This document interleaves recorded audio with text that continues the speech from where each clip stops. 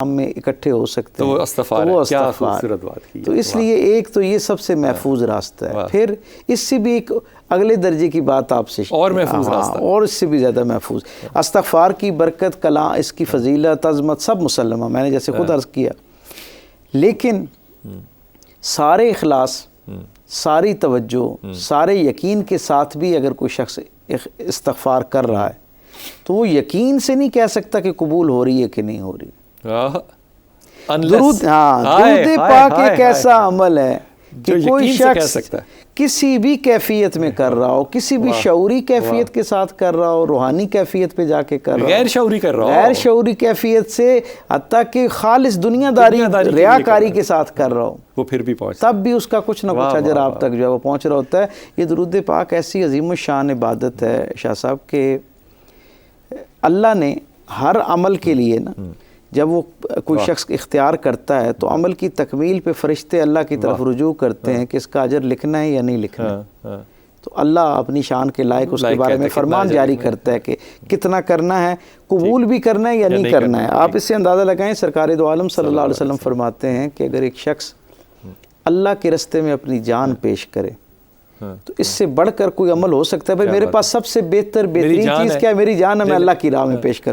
جان پیش کرنے کے مرحلے میں کہ جب جسم سے روح پرواز کر رہی ہے، اس وقت سارے اخلاص کے باوجود اگر ذہن میں خیال آ جائے نا کہ میں نے جان تو پیش کیا اللہ کے لیے، لیکن جانے کے بعد کچھ لوگ یاد رکھیں گے کہ کیا کمال کا آدمی تھا، اللہ کے راستے میں اس نے جان دے دی. اتنا سا خیال آنے پہ اتنی عظیم الشان عبادت کی جان پیش کر دی، اس کا اجر حضور فرماتے ہیں اللہ زمین اور آسمان کے درمیان معلق کر دیتا ہے. کہتا ہے میں قیامت میں فیصلہ کروں گا. لیکن درود پاک کے بارے میں اللہ رب العزت نے ایک فرمان رحمت جاری کر رکھا ہے، اور وہ کیا ہے؟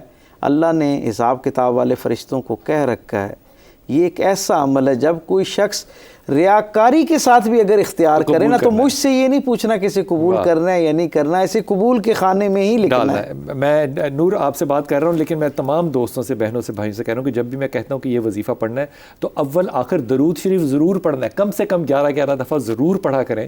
اس سے وہ جو آپ وظیفہ کر رہے ہیں اس کی بھی قبولیت ہے انشاءاللہ تعالیٰ. میں بھول جاتا ہوں کہنا، لیکن میں کئی دفعہ یہ کہہ چکا ہوں کہ درود کے بغیر کوئی وظیفہ تکمیل تک نہیں پہنچتا. جی السلام علیکم نور. وعلیکم السلام.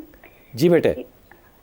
جی انکل، مجھے آپ سے پوچھنا تھا کہ میں نے ایف ایس سی کیا ہے پری میڈیکل. جی بیٹا. اور یہ میں نے لاسٹ ایئر دیا تھا ایم ڈی کیٹ کا، اور میں نے ایم بی بی ایس کرنے کا مجھے شوق تھا، لیکن لاسٹ ایئر میرا نہیں ہوا تھا ایڈمیشن. اس سال بھی میں نے ابھی دیا ہے ٹیسٹ تو، لیکن دل سیٹسفائی نہیں ہے. تو مجھے کون سی کوئی دوسری فیلڈ جوائن کرنی چاہیے یا میں اس کے لیے اور کوشش کروں؟ نور فاطمہ، تمہارے ایف ایس سی میں کتنے % ہے مارکس؟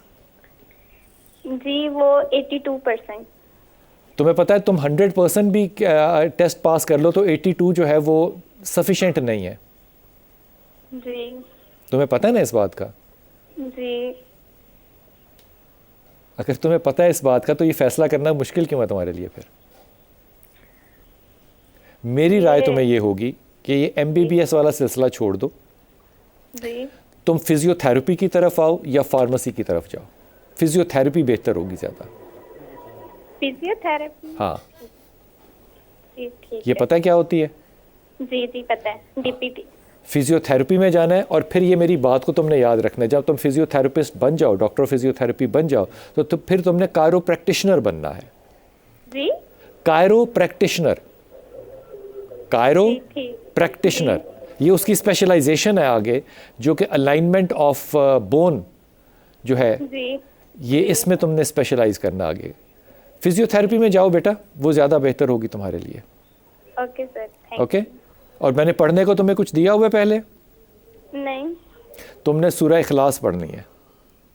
اخلاص؟ ہاں، قل هو اللہ احد. یہ تم نے پڑھنا ہے اور پڑھتے رہنا ہے. اللہ تعالیٰ تمہیں کامیابی یقیناً نصیب کرے گا انشاءاللہ تعالیٰ. جی قل هو اللہ احد پہ ایک بات کریں، کیونکہ ماہ میلاد ہے تو اس کی نسبت سے یہ جو سورہ اخلاص ہے، جسے جو عام ہم جسے نماز میں بھی اکثر پڑھا جاتا ہے، اور اسے 1/3 قرآن کے برابر بھی سمجھا جاتا ہے حضور کے ایک فرمان کے مطابق. آپ دیکھیں قرآن حکیم کے بالکل اختتامیہ کے قریب جب پہنچتا ہے بندہ تو یہ پڑھنے کو ملتی ہے. جی. کبھی کسی نے توجہ کی کہ اسے اللہ نے قرآن حکیم کے اختتام پہ کیوں رکھا ہے؟ واہ. ساری دنیا اسے سورہ اخلاص کہتی ہے, سورہ توحید کہتی ہے, کیونکہ اس میں اللہ نے اپنی خالص توحید کا ایک جسے کہتے ہیں ایک جامع اپنا تعارف کرا کے بندے کو اپنے سے جدا کیا. بندہ خود جدا ہوتا ہے, اللہ تو نہیں جدا کرتا. خیر, جسے ساری دنیا سورہ توحید کہتی ہے نا, میں اسے سورہ نعت کہا کرتا ہوں. واہ واہ واہ واہ. اس کا سبب کیا ہے؟ اس کا سبب یہ ہے کہ بات ساری توحید کی ہے, لیکن اللہ اسے کل کہہ کے اس پورے کا پیراڈائم ہی چینج کر دیتا ہے. کل. واہ واہ. یہ کل جو ہے نا میرے اور آپ کے لیے ایک پیغام ہے. اللہ یہ کہنا چاہتا ہے کہ ایک بندہ جس نے مجھ سے شناسائی کا سفر الحمد سے شروع کیا تھا نا, اب پورے قرآن سے گزرنے کے بعد یقیناً ایک مجھ سے اس کا تعارف ہو گیا, شناسائی ہوگی, اپنائیت ہوگی. کوئی بندہ اس سفر میں یہاں پہنچنے کے بعد یہ گمان نہ کر بیٹھے کہ اب میں اللہ کو اتنا جان چکا ہوں کہ اب رسول کی ضرورت نہیں ہے. واہ واہ واہ واہ واہ. سبحان اللہ. یہ بات اللہ احد سے بھی تو شروع کروا سکتا تھا نا, اور یعنی عربی لغت کے اعتبار سے بھی وہ جو ہمارے دوست جو سیحوں کی نسبت سے اس کا وزن قائم کرتے ہیں اس کے اعتبار سے بھی, اور علم الکلام کی بنیاد پہ بھی کامل بات ختم ہو گیا ڈاکٹر صاحب.